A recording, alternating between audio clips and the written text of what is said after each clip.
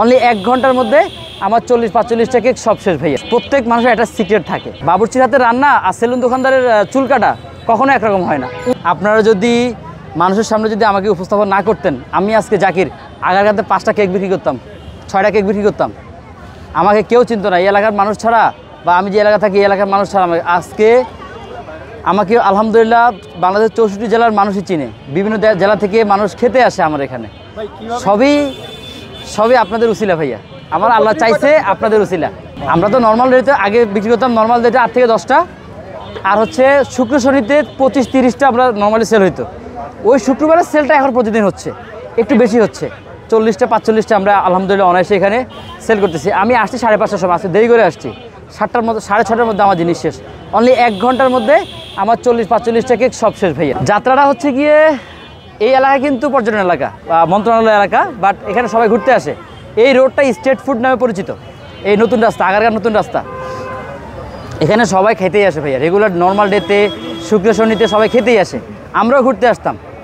ঘুরতে আসা থেকেই প্ল্যান। আমার ওয়াইফ একদিন বলতেছে যে এখানে তো অনেক মানুষ হয়, আমি তো মোটামুটি ভালোই কেক বানাইতে পারি, আমি যদি একটু একটা স্টল দেই তুমি কিছু মনে করবা? আমি বললাম যে কি দরকার আছে, আলহামদুলিল্লাহ ভালো আছি তো। আমরা ঘুরতে আসি, ভালো এটা ওইটা খাচ্ছি আলহামদুলিল্লাহ। আবার কেন এত দূর থেকে আইসা এখানে প্যারা নিব?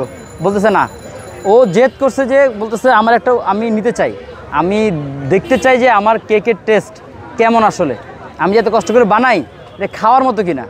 প্রথম দিন একটা শুক্রবারে আসে বসছি, এই জায়গাটাতেই বসছি। 5-6টা কেক নিয়ে আসছিলাম, 2টা বাটারস্কচ, 2টা ব্লুবেরি আর একটা হচ্ছে গিয়ে চকলেট, একটা চকলেট আর একটা ভ্যানিলা। 6টা ফ্লেভারের কেক নিয়ে আসছিলাম, 4টা ফ্লেভারের 6টা কেক। জার কেক নিয়ে আসছিলাম 20টা, পুডিং নিয়ে আসছিলাম 5টা। মাত্র 35 মিনিটের মধ্যে আলহামদুলিল্লাহ আমার সবগুলো জিনিস শেষ।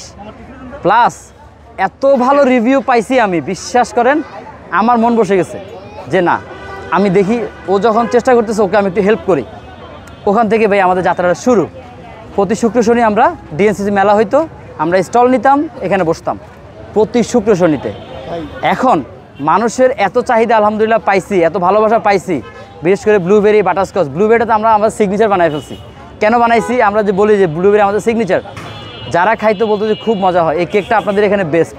সবাই যখন বলতো বেস্ট বেস্ট, তখন আমরা এটাকে বলছি আমাদের সিগনেচার। ওকে, এটা আমাদের সিগনেচার। এটা সিগনেচার বলার এটাই কারণ, সবাই বলতো ভাই আপনার এখানে বাটারস্কচ আমাদের খুব ভালো লাগে। ব্লুবেরিটা একটু বেশি ভালো লাগে, আর ব্লুবেরির জ্যামটা থাকে, চকলেট থাকে, মজা লাগে ব্লুবেরিটা। প্রত্যেক মানুষের একটা সিক্রেট থাকে। এখন এই জিনিসটা আমার ওয়াইফের সিক্রেট। টেস্ট কিন্তু এমনভাবে করে যে মুখে দিলে গলে যাবে, বিষয়টা এইরকম। আর আমি সবসময় সবাইকে বলি ভাইয়ারা, আপনারা যখন বিকেলে যখন আসবেন তখন আমার থেকে বেশি হচ্ছে কি আমার কাস্টমার রিভিউগুলো নেবেন ভাইয়া।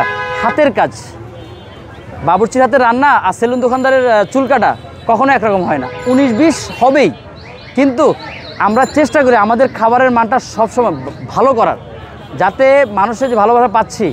মানুষ ভাইরাল হলে কি হয়, প্রথম কয়েকদিন একটু ভালো থাকে, পরে আস্তে আস্তে হয় কি হুট করে এমনভাবে মানুষ ভুলে যায়, আর কোনো ইয়ে থাকে না। আমি চাই কি আমার কোয়ালিটি ধরে রাখতে, যাতে মানুষ আমাকে মনে রাখে অন্তত। দেশে দেশে সবার সাথে দ্য নিউজ।